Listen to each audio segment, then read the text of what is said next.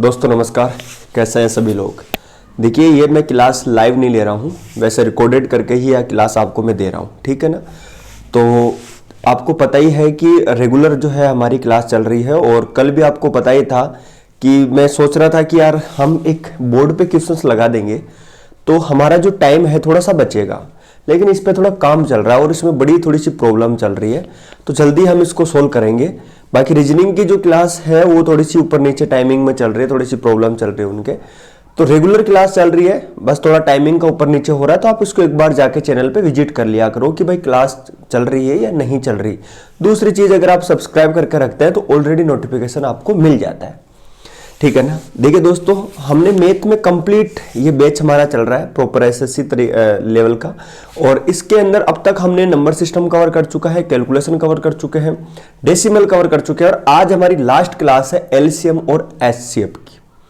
Basic इसका मैं बता चुका हूं, उसके बाद में एक दूसरी क्लास भी मैं आपको बता चुका हूं। आज इसकी हम एक तीसरी क्लास लगाने जा रहे हैं और इसके अंदर जितने भी इसके इंपॉर्टेंट क्वेश्चंस है वो मैं आपको कराऊंगा। देखिए बाकी मैं कितने भी क्वेश्चंस आपको करवा दूं, जब तक आप खुद से प्रैक्टिस नहीं करेंगे आप उस चीज में आगे नहीं बढ़ सकते, आप उसमें माहिर नहीं हो सकते। तो जो भी मैं आपको हर एक टाइप के क्वेश्चंस तो मैं आपको करवा रहा हूं, अब आपके खुद की एक रेस्पॉन्सिबिलिटी बनती है कि भैया आप जाके बुक्स में से वो क्वेश्चन सोल्व करें। अगर जब तक आपको क्वेश्चनों में प्रॉब्लम नहीं आएगी ना, तब तक आपको उसमें आप डिटेल में नहीं समझ पाएंगे। तो इसलिए आपको अगर कोई प्रॉब्लम मैथ के अंदर आ भी रही है तो आने दीजिए उसको, कोई स्वाभाविक सी बात है, आपको भी आएगी, हमें भी आई थी, सभी को आएगी, वो एक हर एक स्टूडेंट को वो प्रॉब्लम आती है। तो घबराइए नहीं, अगर आपको कोई दिक्कत आ रही है मैथमेटिक्स में या रीजनिंग में तो आप उसकी कोशिश ही करें। प्रॉब्लम आ रही है तो आपको पता है कि आप बिगनर हैं, नए हैं, नया कॉन्सेप्ट सीख रहे हैं, तो प्रॉब्लम तो स्वाभाविक से बात आनी ही आनी है, तो इसमें आप डरने की कोई बात नहीं है। अब बात करते हैं कि आज ये हमारा इंपॉर्टेंट क्वेश्चंस मैं कराऊंगा एलसीएम और एचसीएफ के, ठीक है। जितने भी टाइप के क्वेश्चंस मैं करवा रहा हूं आपको, बाकी अब आप खुद प्रैक्टिस करें। कल हम एक नया चैप्टर शुरू करेंगे, आज जितने भी क्वेश्चंस है वो आपको मैं करवा दे रहा हूं, ठीक है दोस्तों। तो जो भी नए स्टूडेंट हैं तो मैं बोलता हूं कि आप पिछली क्लास को जरूर विजिट करें, और सब्सक्राइब नहीं किया तो आप सब्सक्राइब कर सकते हैं, ठीक है। इसके अलावा आपको टेलीग्राम चैनल को थोड़ी सी दिक्कत आ रही है तो देखो सेम इसी नाम से टेलीग्राम चैनल बना हुआ, आप टेलीग्राम पे सर्च मारेंगे तो आपको ऑलरेडी मिल जाएगा, ठीक है, वहां पे आप जुड़ सकते हैं। चलिए, तो हमारा एलसीएम और एचसीएफ चल रहा है। ये एक बहुत ही जबरदस्त चैप्टर है, इंपॉर्टेंट चैप्टर है हर एक एग्जाम के लिए। आप चाहे सीजीएल में बैठ जाओ या फिर आप किसी भी ग्रुप डी में बैठ जाओ, आपको हर एक चैप्टर में, हर एक एग्जाम्स में, हर एक एग्जाम में इस चैप्टर का एक क्वेश्चंस या दो क्वेश्चंस या तीन क्वेश्चंस भी आपको देखने को मिलते हैं डिफरेंट डिफरेंट प्रकार के पैटर्न पे, ठीक है। तो वो अलग अलग पैटर्न कब सीख पाएंगे, जब आप प्रैक्टिस कर पाएंगे। तो बेसिक मैं आपको करवा चुका हूं, क्वेश्चंस मैं आपको करवा रहा हूं, जो इंपॉर्टेंट क्वेश्चन जो आपको प्रॉब्लम आ सकती है, ठीक है। चलिए तो शुरू करते हैं फिर, है ना। तो क्वेश्चन लगा लीजिए आप।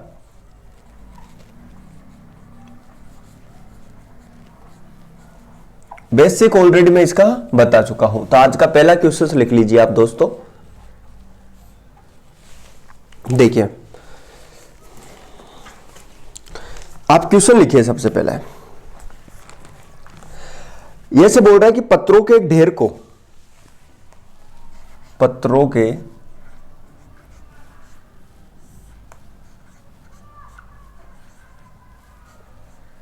एक पत्रों के एक ढेर को, ध्यान दीजिए दोस्तों, क्रमशः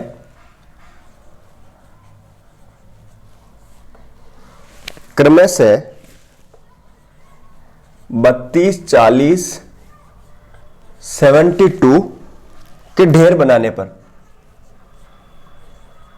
के ढेर बनाने पर 10, 18, 50, 10, 18 व 50 पत्थर शेष बचते हैं।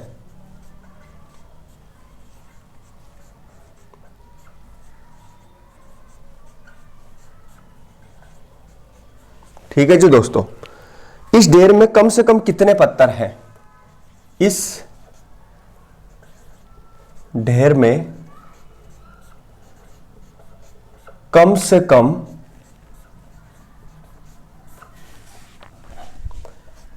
कितने पत्थर है। अब आप ऑप्शन देख लीजिए एक बार। 1412, बी ऑप्शन है हमारा 1416, 1418 और डी ऑप्शन है हमारा दोस्तों 1420। ये हमारा क्वेश्चन है। देखो मेरे दोस्तों, ये जो इस प्रकार के क्वेश्चंस दिख रहे हैं ना आपको, आज मैं इस क्लास में जो भी क्वेश्चंस आपको करवा रहा हूं ना, ये ज्यादातर इसी पैटर्न के क्वेश्चंस आपको देखने को मिलते हैं।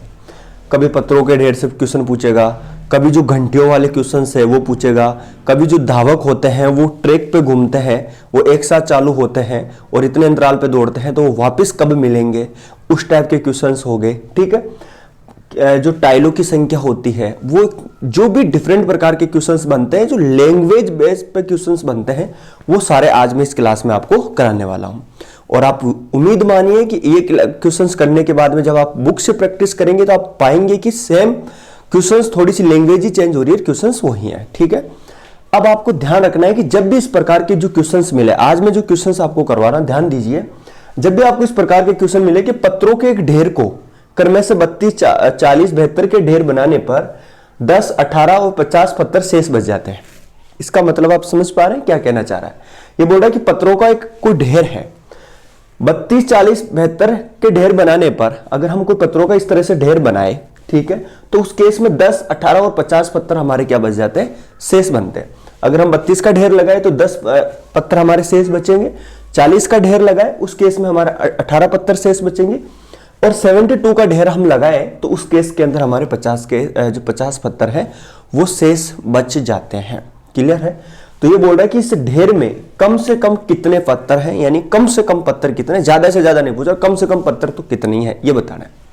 अब मेरे दोस्तों, जब भी इस प्रकार के जो क्वेश्चंस दिखे तो आपको कुछ भी नहीं करना, आपको कुछ भी नहीं करना है। ये जो संख्या आपको नजर आ रही है ना, ये वाली, ये जो ढेर है, इनका आपको क्या ले लेना है, एलसीएम ले लेना है। तो 32, 40, 72। ठीक है दोस्तों, आप देखिए, अगर आपको दिक्कत आ रही है एलसीएम लेने में तो एक लॉजिक होता है, आपको पता ही एलसीएम निकाला, मैंने आपको बता दिया। इसको मैं क्या लिख सकता हूं, 4 लिख सकता हूं, इसको मैं 8 गुना 5 लिख सकता हूं, इसको 8 गुना 9। आप ये देख पाएंगे कि हर एक जगह जो है आपको 8 तो कॉमन नजर आ रहा ही आ रहा है, आ रहा है कि नहीं आ रहा। तो कहने का मतलब, इस प्रकार के जो लॉजिक है ना, इस प्रकार के जो क्वेश्चन है, उसमें आपको एक लॉजिक ढूंढना पड़ता है। क्या करना पड़ता है, एक लॉजिक ढूंढना पड़ता है। और इस लॉजिक के बेस पे जब आप इनका एलसीएम ले रहे होंगे तो इनका एलसीएम जो है सीधा सीधा 8 कॉमन रहेगा।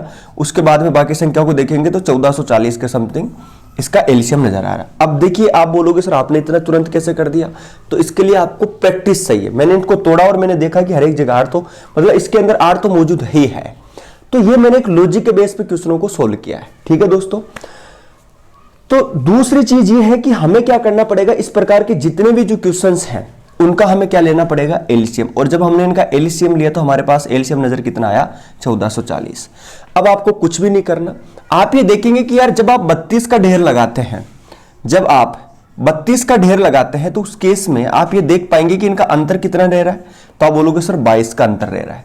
ठीक, जब आप 40 का ढेर लगाते हैं तो कितने पत्थर आपके पास बच रहे हैं, तो आप बोलोगे सर 18। तो डिफरेंट देखेंगे तो आप देखेंगे कि भैया कितना बढ़ रहा है, 22 का बन रहा है। जब आप 72 का ढेर लगाते हैं तो कितने बचते हैं, तो आप देखेंगे कि 72 तो हमारे पास 50 पत्थर। तो आप ये देखेंगे कि हर एक जगह जो है वो आपका 22 कॉमन आ रहा है।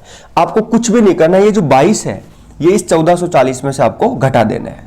तो 1440 में से जब आप 22 घटा रहे होंगे तो उस केस के अंदर आपको कितना नजर आएगा, तो आप ये खुद बोलेंगे कि भैया 40 में से अगर आप 22 कम भी कर देते हैं तो कितना बच जाएगा, 18। सिंपल। तो 18 आप देखिए किस ऑप्शन में आपको नजर आ रहा है, तो 1418 हमारा राइट आंसर बैठ जाएगा। कौन सा आंसर है, सी, यही इसका सही आंसर है। कुछ लोग बोलेंगे कि सर आपने ये कैसे इतना जल्दी से कर दिया कि 1440 इसका एलसीएम आ गया। तो वो एक तरीका तो हमारे पास एलसीएम लेने का यह है कि आप इसको इस तरह से लिखें, इस तरीके से, और फिर निकालते चले जाए। और एक तरीका यह होता है, यह तरीका आपको इतना जल्दी नहीं आएगा। ये जब मैं आपको एक तरीका और बताऊंगा, जब सरलीकरण में हम करेंगे तो उसमें एक लॉजिक होता है, कई बार ये फॉर्मूला काम कर जाता है और कई बार नहीं करता। तो उचित ये रहेगा कि आप ज्यादा से ज्यादा इस तरीके से करें ताकि आप खुद में कॉन्फिडेंस भी रहेगा कि क्वेश्चंस गलत तो नहीं हो रहा, हमारा एलसीएम निकालने में हमें दिक्कत भी नहीं आ रही। तो आप इस बेस से करेंगे तो ज्यादा बेटर रहेगा, इस चक्कर में ना फंसे तो ज्यादा अच्छा है, मेरे कहना तो यह है। ठीक, इसमें इतने तो हमें सूझेगा ही नहीं कि क्या मानूं क्या नहीं मानूं। ठीक है, तो इस चीज को आप ध्यान दें विशेष तौर पर। इसको लिखना चाहेगा मैं 24×3 भी लिख सकता था, तो ये एक अलग तरीका होता है। इसी तरीके से एलसीएम निकालने की कोशिश करें, मैं आपको यही सुझाव दूंगा। अब यहां तक की बात आपको क्या समझ में आई? तो ये पहला क्वेश्चन होता है और इस प्रकार के क्वेश्चनों में आपको सीधा सीधा क्या ले लेना होता है, एलसीएम ले लेना होता है और इस बेस पे आपको क्वेश्चन निकालना होता है, इनका आपको अंतर करना होता है। सिंपल। उम्मीद करता हूं ये क्वेश्चन आपको अच्छे से समझ में आया होगा।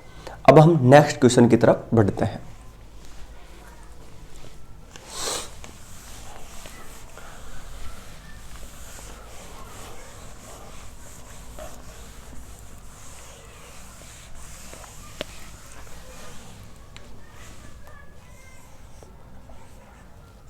क्वेश्चन नंबर 2 लिखिए दोस्तों।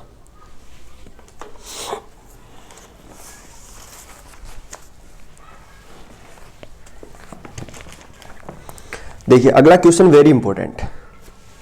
ये बोल रहा है कि 6 घंटियां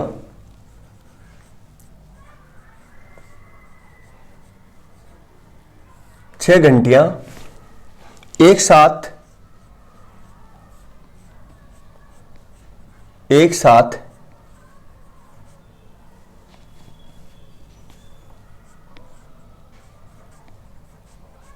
बजना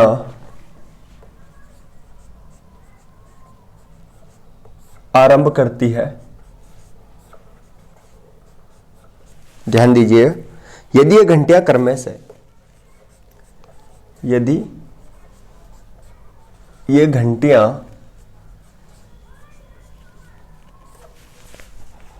क्रमश से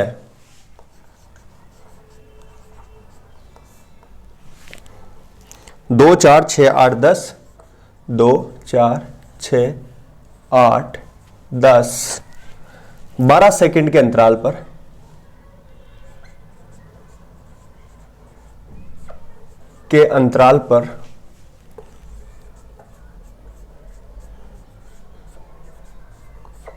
पर अंतराल से बजे तो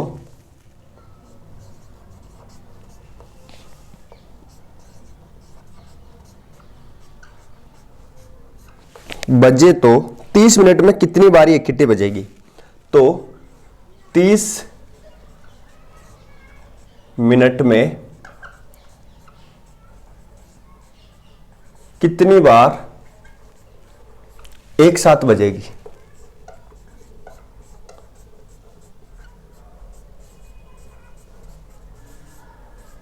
ऑप्शन सुन लीजिए दोस्तों। 4 बार ऑप्शन बी है हमारा, 10 बार ऑप्शन सी है हमारा, 16 बार और ऑप्शन डी है हमारा कोई नहीं। करिए दोस्तों इस सवाल को।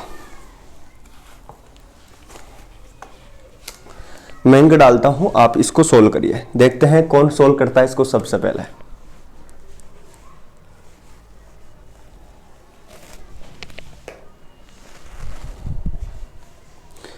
बहुत आसान सवाल है, बहुत ही जबरदस्त। एज इट इज इसी फॉर्म में क्वेश्चंस आपको जो है पूछ लिया जाता है, इसी फॉर्म में। अब आप इसको सोल्व करिए, देखिए।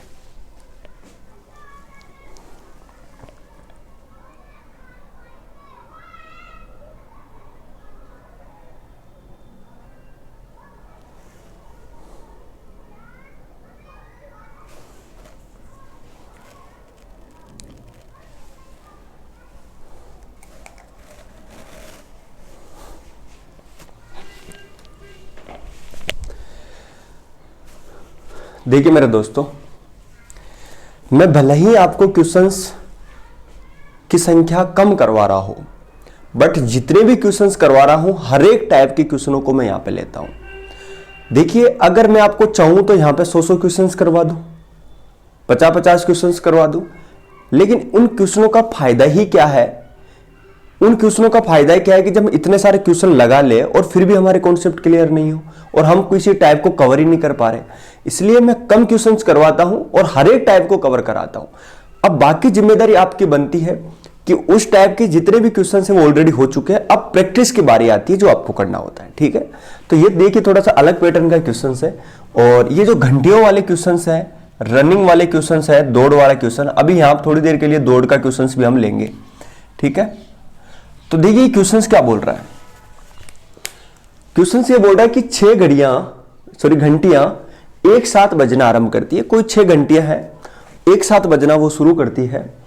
यदि ये घंटियां क्रम से 2, 4, 6, 8, 10, ठीक है, और 12 सेकंड के अंतराल पर बजे तो 30 मिनट में कितनी बार बजेगी? मेरे दोस्तों ये क्वेश्चन ये कहना चाह रहा है कि कोई 6 घंटियां हैं और वो एक साथ बजना आरंभ करती है। ठीक, फिर उसके बाद में जो बजेगी वो 2, 4, 6, 8, 10, 12 सेकंड के अंतराल पर बजती है। मान लीजिए पहली घंटी अब बज गई तो दूसरी घंटी उसके 2 सेकंड बाद में, फिर तीसरी घंटी उसके 4 सेकंड बाद में, फिर 6 सेकंड, इस फॉर्म में वो बजती है। तो आपने देखा होगा कि घंटियां एक साथ बजना आरंभ करती है, स्टार्टिंग में तो वो एक साथ बजना शुरू करती है और फिर अंतराल में बजनेगी। तो ये बोल रहा है कि 30 मिनट में वो कितनी बार एक साथ बजेगी वो आपको बताना है। तो मेरे दोस्तों आपको करना कुछ भी नहीं, इस प्रकार के जो फिर से जो क्वेश्चंस आपको नजर आए तो आप कुछ भी ना करें, आप इन संख्याओं का एलसीएम ले लीजिए और आप ये पाएंगे कि यार सीधा सीधा 2, 4, 6, 8 और 10 और 12 का जब आप एलसीएम ले रहे होंगे तो आप पाएंगे कि इसका सीधा सीधा जो एलसीएम निकलता है वो 120 आता है। अब ये 120 है क्या? तो आप बोलोगे सर ये 120 है सेकंड। अब मुझे एक चीज बताओ मेरे दोस्तों, क्या मैं 120 सेकंड को क्या मिनट में बदल दूं? तो आप बोलोगे सर हाँ बदल सकते हैं, 2 मिनट आ गया। ठीक, 2 मिनट हमारा आ गया। अब मेरी बात को ध्यान से समझना, यही इंपॉर्टेंट है।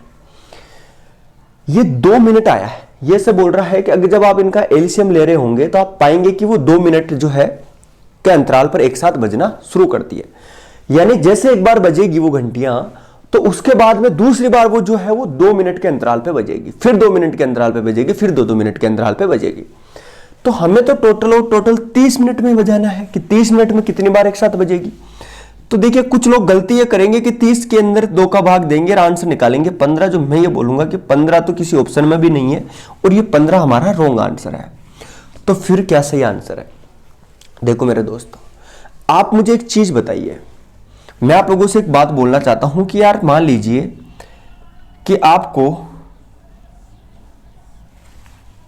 ये कितने खंबे नजर आ रहे हैं, तो आप ये बोलेंगे कि सर ये 4 खंबे नजर आ रहे हैं, 1, 2, 3 और 4। सिंपल सी बात है, आपने तारबंदी करना शुरू किया यहां से। आप मुझे एक चीज बताइए, आप गिनना कहां से शुरू करेंगे? यहां से गिनना शुरू करेंगे, यहां से शुरू करेंगे, कहां से करेंगे? तो जब कई लोग जो होते हैं वो गिनना यहां से शुरू करते हैं, कुछ लोग गिनना यहां से शुरू करते हैं। तो सिंपल सी बात है, आपको केवल और केवल इतना ही दिमाग लगाना है कि स्टार्टिंग में हमने उसकी ऑलरेडी क्या करी थी कि आपने स्टार्टिंग में जब तारबंदी करी तो उस केस में ऐसा तो है नहीं कि डायरेक्ट यहां से शुरू कर दिया, स्टार्टिंग में तो कोई पोल गार्ड ही होगा। तो कहने का मतलब मेरा यही है कि आप ये देख पाएंगे कि खंबे कितने हैं, 1, 2, 3 और 4, और आप इनके बीच में जो गैप देखेंगे तो गैप कितना मिलेगा, 1, 2, 3। तो ऐसा क्या हुआ? कहने का मतलब आप ये देख पा रहे खंबे हैं 4 और उनके बीच में गैप कितना है, 3। इसका मतलब जो गैप मिलता है वो खंबों से कितना मिलता है, 1 कम मिलता है। सिंपल, वही रूल हमें यहां फॉलो करना है। अब कुछ लोग ये बोलेंगे कि सर 15 जो है ये घंटियां 30 मिनट में ऑलरेडी कितनी बजेगी, 15 बार, मतलब 15 बार एक साथ बजेगी। लेकिन नहीं, स्टार्टिंग में तो 7 बजी है, तो उस केस के अंदर स्टार्टिंग में बज चुकी है, 15 इस 30 मिनट में बजेगी, तो टोटल 1 और आपको जोड़ना पड़ेगा। और अब इसका जो सही आंसर आया वो आया आपका 16। तो कहने का मतलब ये आपके क्या निकले, बीच का अंतराल है, गैप है, यानी 30 मिनट के अंदर 2-2 मिनट का गैप है, तो ये 15 होंगे, लेकिन ऑलरेडी बज चुकी है, तो इस वजह से 1 और जोड़ेंगे तो आंसर क्या आ गया, 16। तो आप विशेष ध्यान दे लीजिए, इस प्रकार के क्वेश्चनों में जब भी बजेगी जो आंसर निकलेगा उसमें आपको एक जोड़ना ही पड़ेगा according to this questions. Okay दोस्तों, तो उम्मीद करता हूं कि ये जो घंटियों वाला जो कॉन्सेप्ट है ये भी आपको अच्छे से समझ में आया होगा। करना क्या है, एलसीएम हमें इनका लेना है। क्लियर होगी? देखिए, प्रैक्टिस जब तक नहीं करेंगे तब तक समझ में नहीं आएगा। प्रैक्टिस मस्ट है, प्रैक्टिस करिए अब। ओके दोस्तों, चलो अब हम नेक्स्ट क्वेश्चन की तरफ बढ़ते हैं।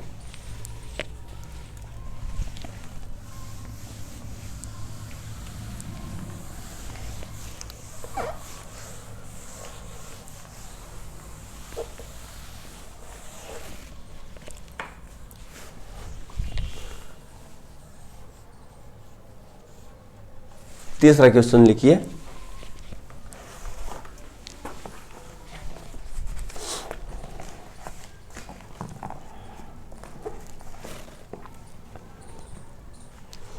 लिखिए दोस्तों, तीन मित्र, अब ये तो दिक्कत है कि टाइम थोड़ा लगता है। तीन मित्र ए, बी व सी एक वर्ताकार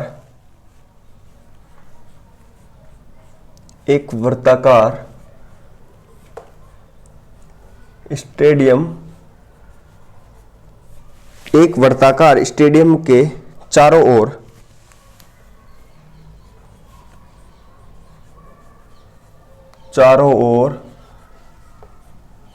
एक साथ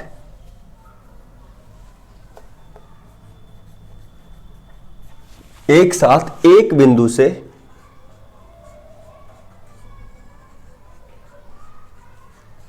से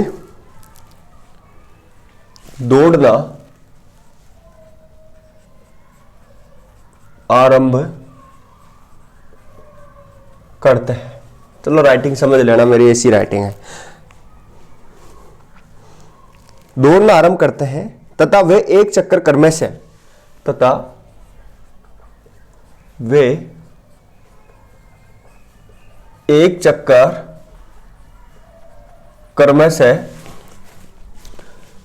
24 सेकंड, 36 सेकंड, 30 सेकंड में पूरा करते हैं। ठीक है दोस्तों, पूरा करते हैं। कितने समय बाद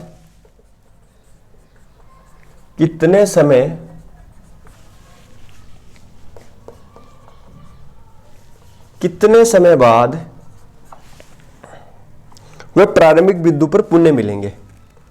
वह प्रारंभिक बिंदु पर मिलेंगे। ठीक है दोस्तों, बहुत बहुत बढ़िया क्वेश्चंस, बहुत जबरदस्त क्वेश्चंस है। आप इस क्वेश्चंस को हल्के में नहीं ले सकते बिल्कुल भी। देखो मेरे दोस्तों, ये से बोल रहा है कि भैया तीन मित्र हैं। अच्छा, ऑप्शन देना तो मैं भूल गया, ऑप्शन देंगे। ऑप्शन लिख लीजिए दोस्तों।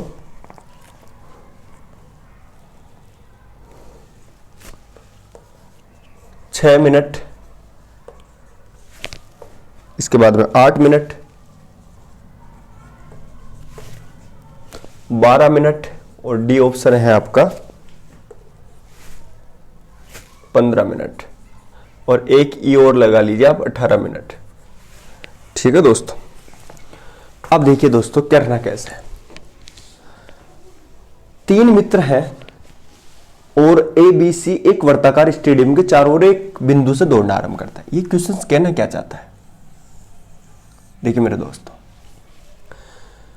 ये तीन मित्र हैं ए बी सी और ये एक वर्ताकार पथ है, और मान लीजिए कि यहां से वो दौड़ना शुरू करता है। ये कोई बिंदु है, यहां से ए दौड़ेगा, यहां से बी और यहां से सी, ये दौड़ना शुरू करता है यहां पे।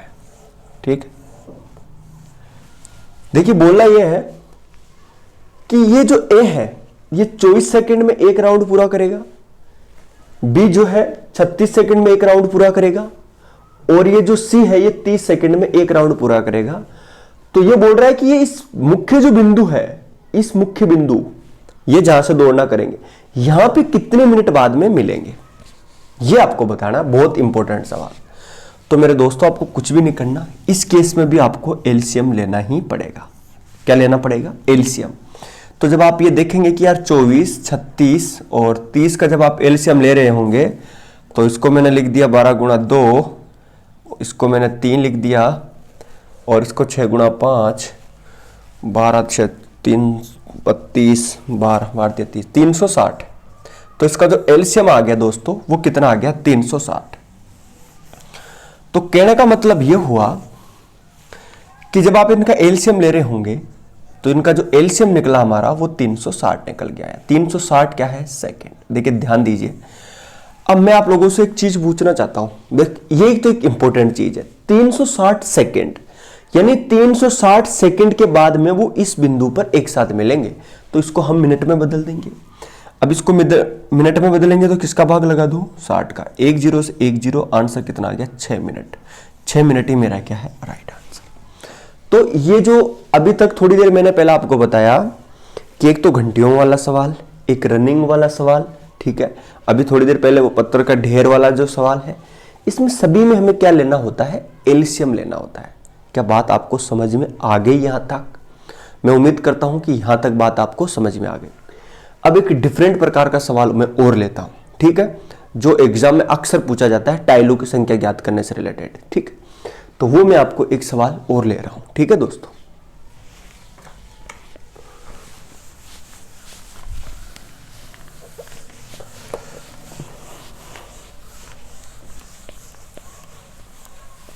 भाई लाइक अगर आप नहीं कर रहे हैं तो कर दीजिए, अच्छा लगता है तो, अदरवाइज नहीं अच्छा लगता तो रहने दीजिए, डिसलाइक मार दीजिए। चलो अगला देखिए, मोस्ट इंपोर्टेंट सवाल है, क्वेश्चन नंबर 4, मोस्ट लगा लीजिए आप इस क्वेश्चन पे। क्वेश्चन बोल रहा है कि एक कमरा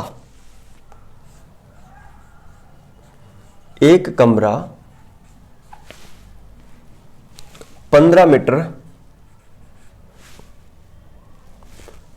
17 सेंटीमीटर, 15 मीटर व 17 सेंटीमीटर लंबा है। मतलब कोई कमरा है जी और वो 15 मीटर और 17 सेंटीमीटर क्या है? लंबा है, ठीक है, तथा 9 मीटर व 9 मीटर 2 सेंटीमीटर चौड़ा है। इसकी छत के निचले भाग में, इसकी छत के निचले भाग का मतलब समझ रहे? फर्श, निचले भाग में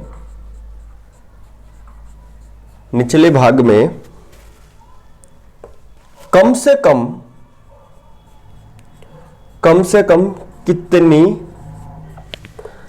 कम कितनी वर्गाकार टाइलें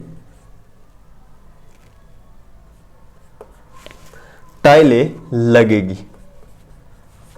आप ऑप्शन देख लीजिए दोस्तों, 656, इसके बाद में है 738, 814 और 902। बड़ा इंपॉर्टेंट सवाल है, मोस्ट इंपॉर्टेंट सवाल है।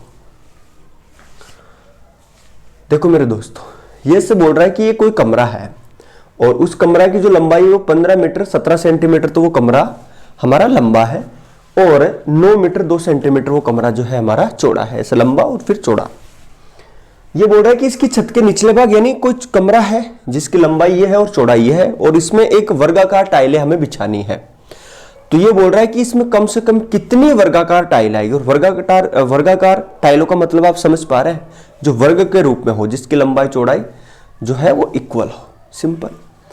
तो बोल रहे कि कम से कम कितनी टाइल आएगी। तो मेरे दोस्तों, जब भी आपसे टाइलें पूछ रहा है ना, ये क्वेश्चन को विशेष पढ़ लीजिए, वर्गाकार टाइलें ही पूछे और इस फॉर्म में क्वेश्चंस दे रखा हो, विशेष ध्यान दीजिए, वर्गाकार टाइलें पूछे तो इसके लिए एक छोटा सा मैं लॉजिक बताता हूं आपको। वो लॉजिक क्या है? आपको कुछ नहीं करना, टाइलें आपको अगर याद करनी है, टाइलों अगर टाइलों की आपको संख्या ज्ञात करनी है तो आप कुछ भी ना करें, आप लंबाई गुणा चौड़ाई कर दीजिए और नीचे HCF गुणा HCF, कहने का मतलब HCF का स्क्वायर कर दीजिए, या तो ये कर लीजिए या फिर ये कर लीजिए, बात एक की है, सिंपल। तो अब इस क्वेश्चन को हमें इसी फॉर्मेट में चेंज करना पड़ेगा, बट थोड़ी सी प्रॉब्लम ये आएगी, कुछ लोग बोलेंगे कि सर 15 मीटर और 17 सेंटीमीटर को कैसे बदलेंगे, 9 मीटर को और इसको हम थोड़ा सा कैसे बदलेंगे। तो आप इसके एक यूनिट से हम करें। आपको पता है कि यार 1 मीटर के अंदर 100 सेंटीमीटर होती है, कोई फर्क है क्या? 100 सेंटीमीटर होती है, कोई दिक्कत? तो मैं आप लोगों को बोलूंगा कि यार 15 मीटर के अंदर कितने हो जाएगी? 1500 सेंटीमीटर, 1500 और 17, तो ऊपर कितनी हो जाएगी? इसकी लंबाई की बात करें तो 1517, और ये कितने हो जाएगी? 900 और 2 वो, तो कितनी हो जाएगी? 902 सेंटीमीटर। अब मेन काम की बात ये आ रही है कि यार एक तरफ तो है हमारे पास 1517 और एक बार है 902, इनका हमें क्या लेना पड़ेगा? HCF लेना पड़ेगा। और इन संख्याओं का HCF लेने का मैंने आपको तरीका बताया ही है कि HCF कैसे लेते हैं, कि आप जब तक ऐसी संख्या का भाग दीजिए जो दोनों संख्याओं में कॉमन जाता रहे। तो आप ये देख पाएंगे कि ऐसी कौन सी संख्या नजर आ रही है हमें। तो जब आप इनका HCF देखेंगे तो 1517 41 मल्टीपल 2 HCF निकालने का तरीका आपको पता है ही दोस्तों भैया से। तो इनका जो HCF आएगा दोस्तों वो आ जाएगा हमारा 41, और ये आपको निकालना पड़ेगा उसी तरीके के जो मैं आपको बता दिया। ये एक मन में कैलकुलेशन है, प्रैक्टिस की काम है, बाकी कुछ भी नहीं है। मैंने इतना जल्दी कैसे निकाला, इसकी प्रैक्टिस मांगती है भैया, प्रैक्टिस करना पड़ता है हर चीज का। तो इसलिए आपकी भी प्रैक्टिस, आपको आ जाएगा, डरो मत, आप इनकी प्रैक्टिस करेंगे तो सब कुछ हो जाएगा, बट रेगुलर प्रैक्टिस मारो आप। HCF निकालने का तरीका ऑलरेडी बता चुका हूं, LCM निकालने का तरीका ऑलरेडी बता चुका हूं। आप नहीं देखें तो आप पहली क्लास में देखिए, आपको पता चलेगा। तो आप LCM HCF कितना आया, तो आप देखेंगे कि यार 41 आ गया। ओके जी, तो HCF हमें 2 बार लेना है, तो स्क्वायर का करके मैं इस तरह से ले लेता हूं, कोई फर्क पड़ता है क्या? अब इसके अंदर मैं लगाऊंगा भैया दोस्तों डिजिटल सम। अब कुछ लोग बोलेंगे सर ये डिजिटल सम क्या होता है, क्योंकि इतनी बड़ी कैलकुलेशन मेरे से तो होगी नहीं। अब इसको हम सोल्व करने का तरीका क्या होता है हमारा? डिजिटल सम होता है, या यूनिट का, या डिजिट, जो यूनिट डिजिट होता है वो हमारा एक तरीका होता है। तो अभी आप कंफ्यूज ना हो, डिजिटल सम कैसे निकालते हैं सरलीकरण में बताऊंगा पूरा प्रॉपर। नेक्स्ट टॉपिक जो हम ले रहे हैं वो सरलीकरण ही लेंगे, ठीक है? तो उसमें सारी चीजें हम धीरे धीरे क्लियर करेंगे। देखिए इस कोर्स में टाइम लगेगा, बट आपके SSC GD आने से पहले हम इसको कंप्लीट करेंगे, ये पक्की बात, ठीक है? बट आप थोड़ी सी प्रैक्टिस मांगते हैं। तो मैं इसका LCM निकालूंगा। तो देखिए दोस्तों, आपको तो इसको अभी गुणा करके देखना है, अभी आपको कुछ समझ में नहीं आएगा, मैं समझाऊंगा। तो 9 ऑलरेडी कट चुका, 4 और 5 कितना हो गया? 10, 10 का कितना हो गया जी? 1 हो गया यहाँ पे सिंपल।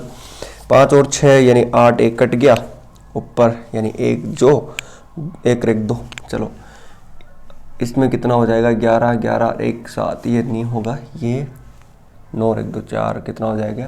13 13 4, ठीक। तो इसका जो सही आंसर मिलेगा दोस्तों वो मिलेगा हमारे को 814। अब आप बोलोगे सर आपने कैसे निकाल दिया? एक तरीका तो मेरे दोस्तों यह है कि आप इसको गुणा करें, इन संख्याओं से भाग दे, या फिर एक तरीका यह है कि आप क्या करें, इसको इससे काट दे, ठीक है? काटेंगे, लेकिन मैं नहीं चाहता कि आपको इस तरीके की कैलकुलेशन, मैंने स्टार्टिंग में आपको बता दिया कि इस तरह से कैलकुलेशन में हमारा माथापच्ची नहीं करनी है हमें। अभी मैं आपको डायरेक्ट सोल्व करके बता रहा हूं, जब डिजिटल सम बताऊंगा, यूनिट डिजिट बताऊंगा, तब आपको मैं बता दूंगा कि मैंने ये 814 आंसर कैसे निकाल दिए, ठीक? घबराइए नहीं, सारा सिखाऊंगा, आराम से सिखाऊंगा, जल्दबाजी नहीं करनी। तो इसका जो राइट आंसर निकल के आ रहा है दोस्तों वो कितने आ जाएगा? टोटल 800, आपको दिख रहा है ना? तो इसमें टोटल 814 टाइलें लगेगी, वो भी वर्गाकार टाइलें। क्या समझ में आई आपको बातें? तो जो इस प्रकार के जो क्वेश्चंस होते हैं उनको आपको इसी फॉर्म में सोल्व करना होता है, इसी पैटर्न में आपको सोल्व करना होता है। क्लियर हो गया? अब एक क्वेश्चंस में और लेता हूं जो अलग पैटर्न का है, आज की लास्ट टाइप के क्वेश्चन है वो, ठीक है? बाकी फिर आपको प्रैक्टिस करनी पड़ेगी बुक से। ओके जी, चलिए लास्ट क्वेश्चन लिखिए। भलाई मैं क्वेश्चंस कम कराता हूं, बट अलग अलग पैटर्न के सारे क्वेश्चंस करा देता हूं ताकि फिर आप इनकी प्रैक्टिस कर लें, ठीक है?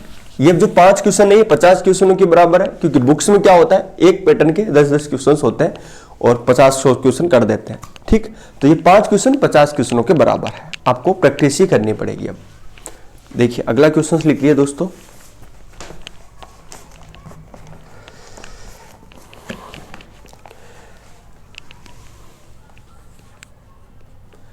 ये क्वेश्चंस बोल रहा है कि दो टंकियों की धारिता, दो टंकियों की धारिता क्रमशः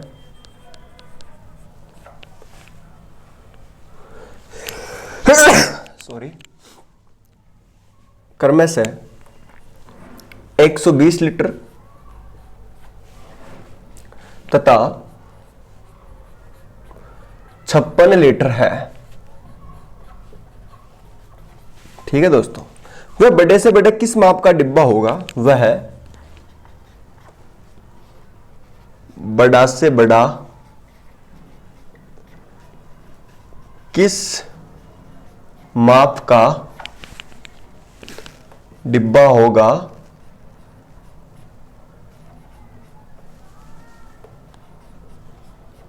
जो प्रत्येक टंकी के द्रव्य को, प्रत्येक टंकी के द्रव्य को पूरी संख्या में नाप दे। ये देखिए अलग पैटर्न का सवाल, स्टार मार लीजिए सवाल पे।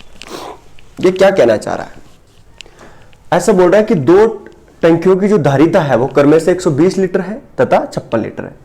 अच्छा, धारिता से मतलब समझते हैं आप लोग, धारिता का मतलब क्या है? और ये बोल रहा है कि वह बड़े से बड़ा किस माप का डब्बा होगा जो प्रत्येक टंकी को पूरी तरह से नाप दे। देखो दोस्तों, धारिता का जो मतलब होता है ना, वो होता है कि उसमें कितना पानी आ रहा है, कितना उसके अंदर पानी आ सकता है। तो एक टंकी जिसमें 120 लीटर आ सकता है और एक टंकी है जिसके अंदर 56 लीटर पानी आ सकता है। ये बोल रहा है कि एक पर्टिकुलर डब्बा हमें बताओ, एक ऐसी माप का डब्बा हमें बताओ जिसको अगर मैं 120 लीटर वाली टंकी में अगर मैं उसको दबाऊं और पानी निकालूं तो वो पूरा का पूरा ऐसा नहीं हो कि उसमें पानी छोड़ दे, पूरा बराबर नाप में पानी निकाल दे। इसका मतलब आपको नहीं समझ में आया तो आप ऐसे समझिए कि यार ये मान लीजिए कोई टंकी है जिसके अंदर 120 लीटर पानी है। आप मुझे एक चीज बताइए, कोई ऐसी माप का डब्बा बताइए, और एक टंकी है हमारी, ये ले लीजिए आप 56 लीटर की, इसमें 56। आप मुझे कोई ऐसी माप का या ऐसी कोई साइज का डब्बा मुझे बताइए, या कोई ऐसा बर्तन मुझे बताइए जिसको अगर मैं 120 लीटर वाली टंकी में डालूं तो पूरा पानी प्रॉपर तरीके से वो नाप दे, चाहे इसमें 10 डब्बे में वो खत्म करे या 15 डब्बों में खत्म करे, लेकिन पानी नहीं बचना चाहिए। जो भी डब्बा हो वो फुल भरे एंड तक, डब्बे तक। समझे बात को? इसका मतलब आप ऐसे भी समझ सकते हैं, कहने का मतलब कि ये लगा लेते हैं थोड़ी देर के लिए कि यार वो जो डब्बा है वो 10 लीटर का है, तो आप ये देखेंगे कि इसके अंदर कितने डब्बे हो जाएंगे, तो आप बोलेंगे सर 12 डब्बे। लेकिन क्या ये 10 लीटर का डब्बा इसको निकाल देगा पूरा पूरा? आप निकालेंगे तो आप देखेंगे कि ये तो 5 डब्बों के बाद में 6 लीटर पानी बच गया, तो डब्बा तो हमारा आधा खाली रह गया। तो इसके इसके मतलब ऐसा डब्बा बताना है हमें जो इसको भी पूरा करे और इसको भी पूरा करे। ठीक, आपको उम्मीद करता हूं कि यहां तक समझ में आई होगी बात। तो पूरा पूरा माप दे, कोई पानी नहीं छोड़े उसके अंदर, पूरा पूरा निकाले पानी को। समझिए आप बात को। अब इसको करना क्या है, तो बड़े से बड़ी बात हो रही है, तो उस केस में आपको निकालना क्या होता है हमेशा HCF। अच्छा, ऑप्शन नहीं दिया मैंने, ऑप्शन लिख लीजिए, ऑप्शन लिख लीजिए 7500 घन सेंटीमीटर, दूसरा आप लिख लीजिए 7850 घन सेंटीमीटर, सी लिख लीजिए 8000 घन सेंटीमीटर, और डी लिख लीजिए आप 9500 घन सेंटीमीटर। ठीक है जी, ये लिख लीजिए। अब देखो आपको क्या करना है, एक चीज आई है बड़ा से बड़ा, ये जो बड़ा से बड़ा वाली चीज नजर आ रही है ना आपको, इसमें आपको निकालना पड़ेगा हमेशा HCF। ठीक, तो HCF किसका निकालेंगे? 120 का और 56 लीटर का। लेकिन मेरे दोस्तों आप ध्यान से देखेंगे तो आप पाएंगे कि यार ऑप्शन जो है वो घन सेंटीमीटर में है। तो ये क्या सिस्टम है? तो मेरे दोस्तों जो 1 लीटर होता है ना, 1 लीटर के अंदर 1000 घन सेंटीमीटर होता है। समझ में आया? तो मैं इनको बदलूंगा, इस यूनिट में बदलूंगा घन सेंटीमीटर में। तो ये तो कितना हो जाएगा? तो आप बोलोगे सर 3 जीरो इसके चिपकाओ, ये लो दिख रहा होगा, और 2 जीरो 3 जीरो इसके चिपकाओ। ठीक, समझ में आ गया आपको? ये लो। यानी आप ये लगा सकते हैं कि उस एक टंकी में तो कितना आ जाएगा जी, ये कितना हो गया 1,20,000, 1,20,000 घन सेंटीमीटर, और एक में कितना हो जाएगा 56,000 घन सेंटीमीटर पानी आ सकता। हमें इनका लेना क्या है? तो आप ये पाएंगे कि हम इनका लेंगे HCF, और HCF लेना इजी है, हर जगह तो 3 कॉमन कटेगा। उसके बाद में ऐसी कोई पर्टिकुलर संख्या बताओ ऑप्शन के हिसाब से जो को पूरी इसको काट दे। तो आप ये देख पाएंगे कि यार 8 का भाग इसमें पूरा जा रहा है, इसमें जा रहा है, तो ऑप्शन हमें एक ही तो नजर आ रहा है। ठीक है, इसका जो आंसर आएगा वो 8,000 घन सेंटीमीटर आ जाएगा। को नहीं समझ में आया? वापिस समझो। पर मुझे पता है कि 3 जीरो से 3 जीरो मैंने काट दिया, मुझे पता है 1000 से काटूंगा, फिर 120 बच गया और 56 बच गया। सिंपल। अब आप चाहे तो ऐसी संख्या देख लीजिए यार जो बड़ी से बड़ी का भाग देखेंगे, तो 8 7 56, और इसके अंदर भी पूरा चला गया। ठीक है, 120 में भी 8 का पूरा भाग जा रहा है कि 4 कितने बच गए, 8 का 8 4 बच गए, और कितने हो गए 15 × 120, और 7 और 8 को गुणा करेंगे तो कितना हो जाएगा 56 हो जाएगा। ठीक, तो ये बात समझ में आई आपको? तो कहने का मतलब मेरा यही हो गया दोस्तों कि जब भी आपसे बड़ी से बड़ी संख्या पूछे तो उस केस के अंदर आपको करना क्या है? सिंपल सी बात ये होती है कि आप HCF निकाल दो, और HCF निकालना आप खुद समझदार है, बच्चों की तरफ आप HCF नहीं निकाल सकते नॉर्मली तरीके से कि यार मैं उस तरह से निकालूंगा। खुद दिख रहा है कि यार ऑप्शन में ऐसी कोई संख्या नजर ही नहीं आ रही मुझे जो पूरी में कॉमन चली जाए। क्या आ सकती है कि 95 नहीं आ सकती, क्या आ सकती है कि नहीं आ सकती, ये नहीं आ सकती। तो मुझे पता है कि 3 जीरो से काटा तो 3 जीरो वापिस लगाऊंगा, और 8 कॉमन है। तो यही एक तरीका होता है सही वे में सोल्व करने का। तो आज की क्लास, आज हमारा LCM और HCF खत्म होता है फाइनली, और अब कल हम एक नया चैप्टर शुरू करेंगे। देखते हैं, कुछ लोग डिमांड कर रहे हैं कि हम टाइम एंड वर्क की शुरुआत करें ताकि उसमें नाव और धारा वाले सवाल भी हो जाए। आप इसमें सवाल कमेंट करना कि हमें कौन सा चैप्टर शुरू करना चाहिए नेक्स्ट। तो अब तक हमारे 3 चैप्टर प्रॉपर वे में कंप्लीट हो चुके हैं। एक बार फिर से रिवीजन करता हूं। एक नंबर सिस्टम, पहला कैलकुलेशन जो मैंने अच्छे से समझा दिया आपको, अच्छे से देख लीजिए। उसके बाद में नंबर सिस्टम, उसके बाद में डेसिमल, और आज हमारा LCM और HCF फाइनली खत्म हो गया। अब कल हम एक चौथे चैप्टर की तरफ अग्रसर होंगे। तो आप कमेंट करिए आपको कौन सा चैप्टर पढ़ना है, बाकी फिर मैं डिसाइड करूंगा कौन सा चैप्टर पढ़ना है। ठीक है, और कंटिन्यू वे में क्लास लेते रहिए, फायदा इसी में रहेगा। जो धीरे धीरे अपनी सीढ़ी चलता रहेगा ना, एक दिन वो 100% अपनी ऊपर वाली सीढ़ी पे चढ़ेगा, उसकी मंजिल के पास वाली सीढ़ी पे चढ़ेगा। और जो सोचता है कि आज पढ़ लेता हूं, 2 दिन का ब्रेक दे देता हूं, 3 दिन का ब्रेक दे देता हूं, इस तरह से भैया सब नैया पार नहीं होती। कंटिन्यू क्लास लीजिएगा और रेगुलर अपना जो प्रैक्टिस है उसको मारिए। Okay, thank you so much दोस्तों। अच्छा लगा तो लाइक एंड शेयर सब्सक्राइब कर सकते हैं, बाकी फिर आपकी मर्जी। ओके, जय हिंद, वंदे मातरम।